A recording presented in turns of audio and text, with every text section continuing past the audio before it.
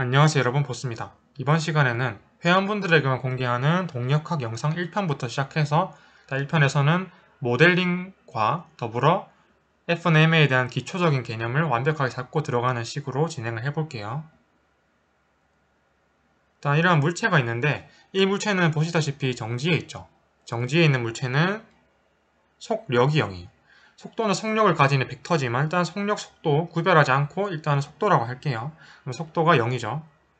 다만 이 속도가 0이 아니라 3m/s라는 일정한 속도로 운동하는 상황이라면 이렇게 그냥 갈 거예요. 그죠? 자, 이 두 운동, 그러니까 속도가 0일 때 정지했을 때랑 속도가 3m/s일 때랑 두 운동의 공통점이 분명히 있어요. 여러분 아시겠지만 물체 운동이 일정하죠. 속도가 일정하다는 걸 결국 상수라는 속도를 가진다는 걸 알 수가 있는데, 이게 바로 관성의 법칙입니다. 실제로 우리가 외력이 작용하지 않는 그냥 아무런 힘이 없다고 상상을 할 때, 뭐 실제 그런 일은 없겠죠. 어떤 뭐 공기 저항이 있을 수도 있고 하지만, 근데 관성을 가진 때 외력이 없다고 한다면 그 물체 운동은 일정하게 유지되는 물리적인 성질을 가지고 있습니다. 예를 들면 우리가 질량 m이 있든 공이 저렇게 있더라도 저 공을 가만히 놔두면 가만히 유지가 되고요. 외력이 없을 때. 또 3m/s로 탁 이렇게 속도를 줬을 때 계속 3m/s로 움직이게 되는 거예요.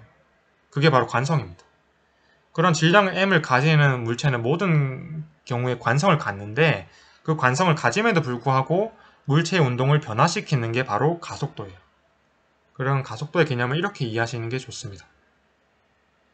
이 가속도가 그러니까 0이 아닐 때죠. 0일 때죠. 지금 이 3m/s나 0m/s나 속도가 일정한 물체 운동이 일정할 때는 가속도가 0인 지금 현상인데, 0이 아닐 때를 보자는 거예요. 예를 들어서 가속도가 2라면 속도가 이만큼 증가한다.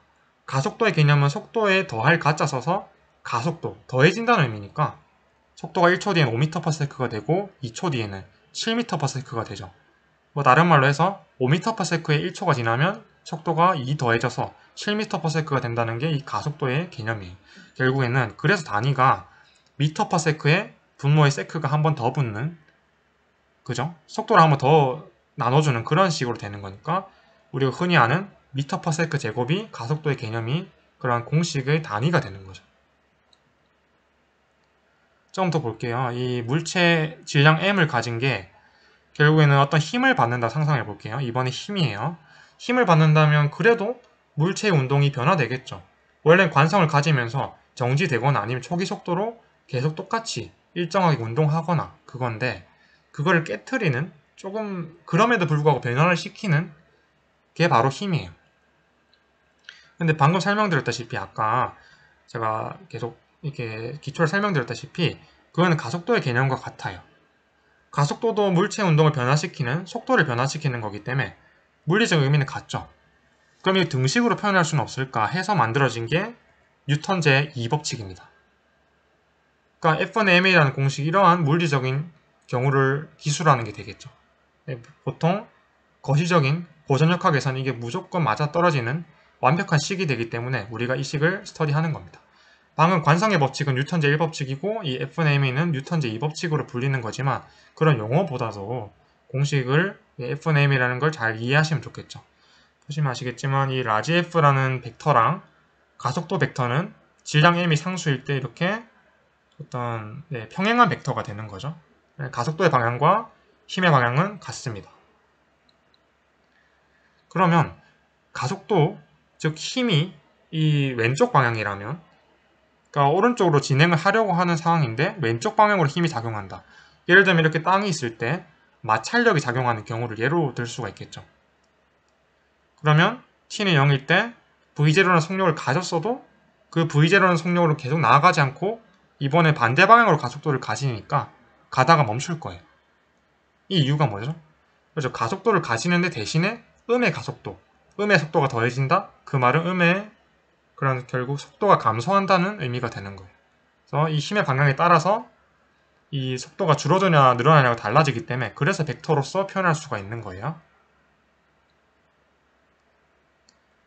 결국 이 F1ma라는 식을 이렇게 우리가 자세하게 스터디를 짧게 해봤지만 더 중요한 부분은 이게 R자 힘이어야 된다는 거죠. 가속도는 알짜 가속도라는 말은 없어요. 왜냐하면 가속도는 딱 하나, 물체의 가속도는 하나여야 되는 거죠. 우리가 어떤 운동을 할 때도 뭐 물체가 운동을 하는데 그 가속도가 여러 개면 어느 방향으로 가속될지를 모르는 거잖아요. 이거 사실 나중에 어떤 더 중요한 개념을 배울 때 중요할 수 있는 부분이기 때문에 확실하게 알아두시는 게 좋습니다. 여하튼 이 라지 F는 그냥 하나의 힘에 대해서가 아니라 그 물체에 작용하는 모든 힘이 돼야 합산이 돼야 되는 거죠. 그래서 이걸 벡터로 정의한다면 딱 적절한 말이 되는데 이게 지금 무슨 말을 하는 건지 더 자세하게 예를 통해서 설명을 드려볼게요. 이런 물체가 있고 뭐 공이라고 할까요? 그 공이 이쪽 방향으로 어떤 일정한 각도로 기울어진 땅부터 그런 검은색 방향의 속도를 가진다고 합시다. 그러니까 t는 0일 때 원점, 그러니까 x는 0이고 y는 0인 점에 있다고 했으면 이런 좌표계를 잡을 수가 있겠죠. 미터 다닐 때 이렇게 x, y 좌표계를 설정해 놓고 그러면 초기라는 조건을 준 거죠. t는 0일 때의 조건을 준 거고 그때 속도도 지금 이 초기 속도가 크기가 루트 2m/s라는 속도값으로 주어졌다면 또 각도가 45도로 기울어졌다면 x방향 속도와 y방향 속도를 이렇게 기술을 할 수가 있을 거예요. 그 왜 그러냐? 이 vx, vy로 성분을 분해할 수가 있으니까. 그래서 vx, vy라고 사실 적진 않고요. 미분 방정식에 대입하기 쉽도록 하려면 이 x, y-로 표현을 합니다.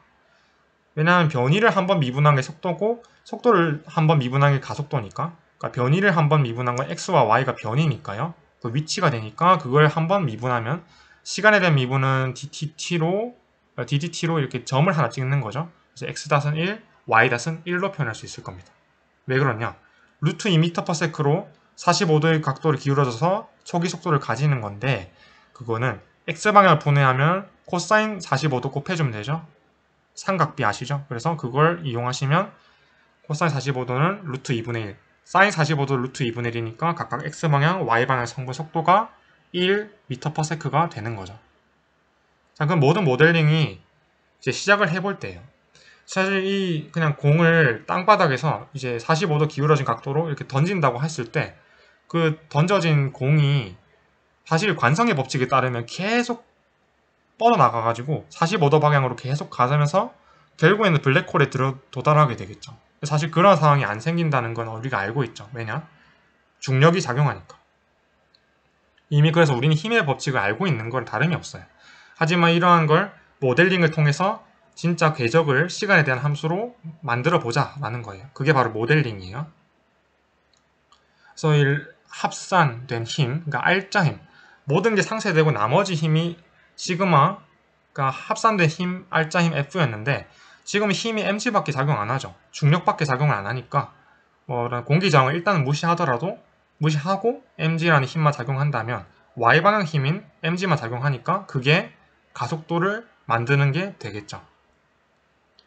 근데 보시면 아시겠지만 이 mg는 y방향에서 밑으로 작용하는 힘이 있기 때문에 물체는 밑으로 떨어지니까 그래서 x방향 힘은 없어서 힘이 0은 mx2- 되는 거죠. 가속도는 x를 두 번 t에 대해서 미분한 거니까 점을 두 번 찍어줍니다. 그리고 마이너스 y 방향이니까 그렇지만 y 가속도는 플러스 방향으로 잡아주면 마이너스 mg는 my2- 됩니다. 그죠? 그래서 우리는 이 초기 조건을 통해서 이 식을 풀어내 볼 거예요.